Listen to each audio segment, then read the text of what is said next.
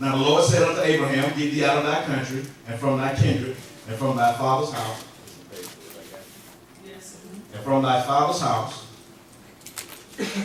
unto a land that I will show thee. Now we understand, we've heard this verse, we've read it, we went through it, we understand that Abraham had to leave his country because of the level of idolatry that was there. Everything that his forefathers and everything that had gotten into. They actually had a god, what was named An, but it was spelled A-N-U.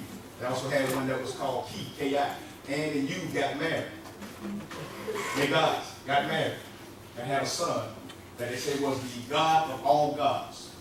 That this God was more powerful than any God on earth, whether it be the God of Israel or any other God.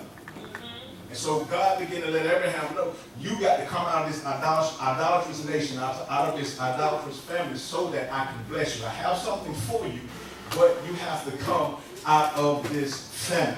Many times when God called us, he said, now, you in the midst of a hell-raising, can't nobody tell you nothing family. Every time somebody say something, you got something to say back. Now, I want to bless you, but you got to come out in the midst of these folks. Now, they're your family, and you love them, and I understand that. But to get what I got for you, you got to come out. Amen. Just have somebody say, come on out, come on out, come on out. Come on out, come on out. And so his family they knew and understood how to worship the different idols. They actually engaged, when you begin to study, you'll see that they had actually orgies where they worshiped these idols. Some of them, in order to properly worship in the way that they feel that God's called them for, they came together in what they call a pantheon or a church or a sanctuary, and everybody that was in there had sex with everybody else.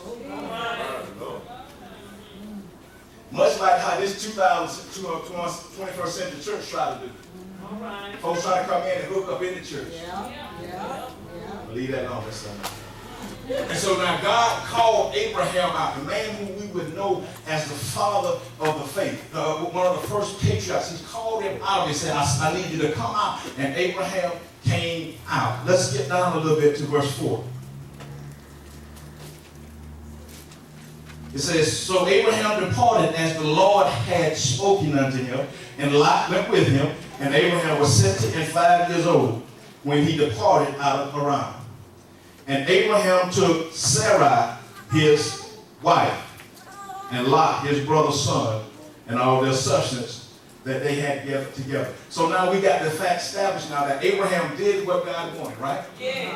And he took his wife with him and his nephew. Now, let's stay right in verse 5. And they went forth to go into the land of Canaan, and into the land of Canaan they came. And Abraham passed through the land unto a place of Shechem, unto the plain of Moreh, and a Canaanite was there in the land. And the Lord appeared unto Abraham and said, unto thy seed I will give this land.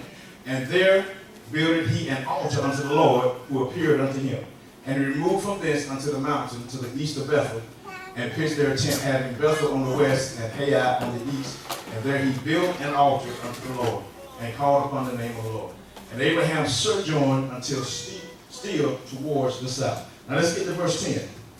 It says that there was a famine in the land, and Abraham went down to Egypt and sojourned there, and the famine was grievous in the land. And it came to pass that when he came near unto Egypt, that he said unto Sarai his wife, behold, now know that thou art a fair woman to look upon. Therefore it shall come to pass when the Egyptians shall see thee, that they shall say, this is his wife, and they will kill me. But they will say, and they will kill me, but they will save me alive. Say, I pray thee, that you are my sister. Now this is part of the same lineage coming down through Noah and Shem, and back down to Abraham. And now, since that lie was introduced in the garden, now we have a man of God that have obeyed God's voice, came out, but still got a problem lying. Oh my God. And now he's trying to tell his wife, he's trying to hook the plan. He say, now I need to tell you how to lie correctly. You know how some of our mothers and grandmothers did for your young ladies. You know, use what you got to get to what you need. It was only a lie for those young men who your uncles and daddies tried to tell you that you was a pimp and you was the ugliest thing on the block. It was only, and so now it passes from generation to generation. And now we have Abraham saying that when we get here, now I don't know about you, but this had to be a good looking woman. Yeah. To look so good that somebody wanted to kill you just to have it. And to be the age she was. And so we have Abraham now, he's beginning to tell a lie. Man of God, called by God, one of the patriarchs, but he have a problem. Let me ask you a question. What's your problem since you've been called? It didn't mean that he didn't love God, but he had an issue. He had an issue. He had an issue. Do you know how it is? You know how we love God, but some of us say, I love God, but I like having sex too. I'm going to tell you something what happened.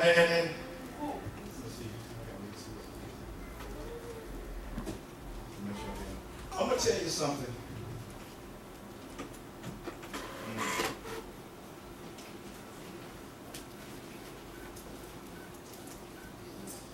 One of the issues that the body of Christ, the reason why they have such an issue with sex, is because you got introduced to it before you was ready. Right. Before you was ready. Right. And it comes through a lot of mess that we've heard, a lot of stuff from peer pressure and all kinds of stuff. And what has happened is that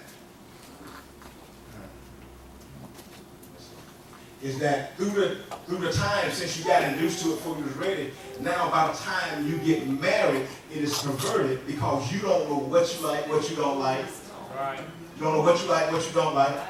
And so now since it has been perverted, since you've been having sex since you were 16, 17, but you didn't get married till you was 25, you got 10 years of perverseness that's all in your life, and you don't know whether, oh God. You got 10 years of perverseness, so now you're married, laying on your bed when you're supposed to be enjoying your honeymoon, and your husband can't even please you. Because you got all this, so now you got to come up with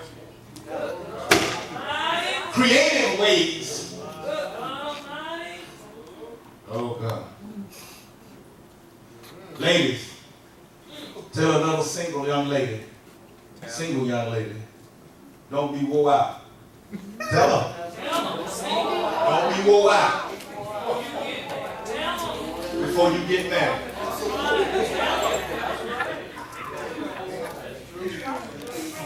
Don't be wore out. This one for the message. That's what God said. God said, don't be before you get married.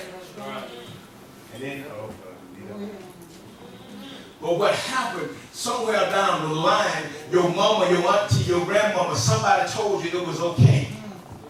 It was okay. Yeah, go ahead, girl. You know you 17, now you 18. Go ahead, but what they should have been telling you, I don't care if you're 30, you're not married. I don't care how old are you, you're not married, so you don't need to go there. And now, so what happened? And we still talk about generational curses. So what happened? Now, I lose my wife. So now, my wife had a kid out of wedlock. It's no news.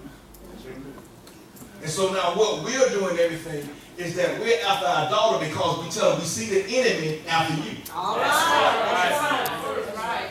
So he's now trying to make her think that she's missing something. And I ain't talking about this. That she's missing something, and the whole young ladies in her age group saying, you ain't had sex yet? You ain't been with nobody yet? Ooh, girl, you don't know what you're missing. But I can tell you what you're missing. You missing AIDS, you missing herpes, you missing syphilis, you missing gonorrhea, you missing impregnant. That's what you're missing. Because if you hold on, God will bless you. And so part of our mission is that we have to stop that. To let the enemy know we see him. Now, I'll take me for example. Now, my son, who is now 14, now been to jail twice. At 14. Lay it out, prophet. I had been 3 times by the time I turned 16. By the time I turned 17, they told my mama by the time I turned 20, I would be in federal prison for the rest of my life. That he would not see the outside of normal society because if he don't change. And so the enemy said, well, I'm going to take him and I'm going to lock him behind bars so that he can't preach, he can't teach the word, he can't get out. And now that I escaped that, I see the same thing trying to come down to my son. That's right. That's why I tell him all the time, I say, James, you're not meant to be behind bars. That's right. You're not meant to be behind bars. And if the truth be told, there are a lot of things that you have come out of that your mama or your grandmama, your daddy or your father went in. And so we cannot be so timid, and we're quick to say wrong, but we can't be so timid when we begin to see our children. When we begin to see our children fall into the same hole that we fell in. You got to understand that God gives us a responsibility that you got to open your mouth. I don't care how long you've been saved now, but there once was a time that you wasn't saved. There once was a time when you wasn't doing everything correctly. There once was a time if someone had not been praying for you. And now, I remember co-pastor said this about not wanting to get your white robe.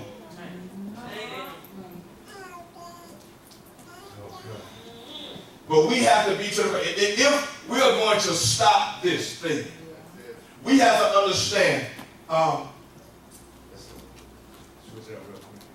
even when my mother-in-law passed,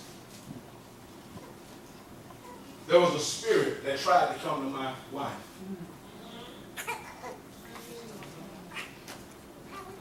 There was a spirit that tried to come to my wife.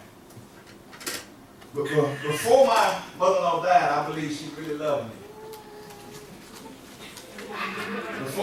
Sometime before that, I really believe that.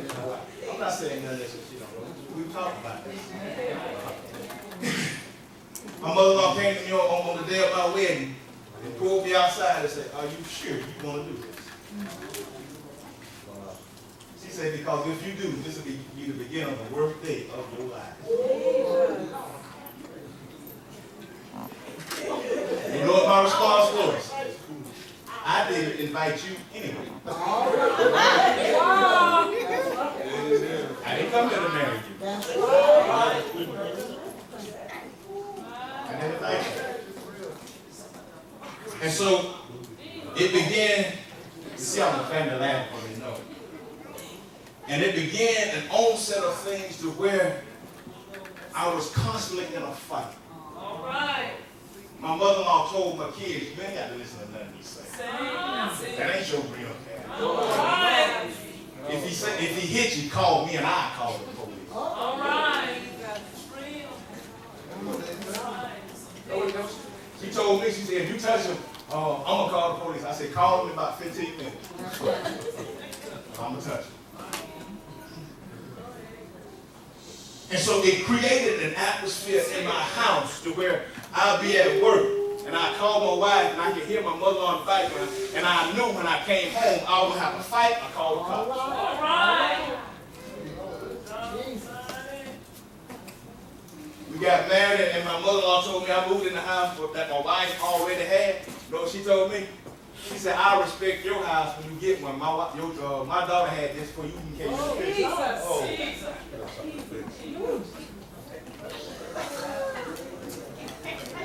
She said, we was at this house when you got here.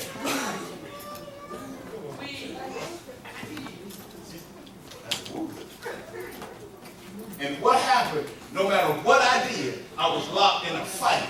All right. Trying to be saved, trying to be holy, not want to hit a lady, but sometimes it was hard. And so what happened? Things didn't change.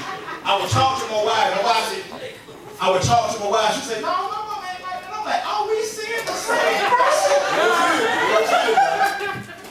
You got high five in the spirit.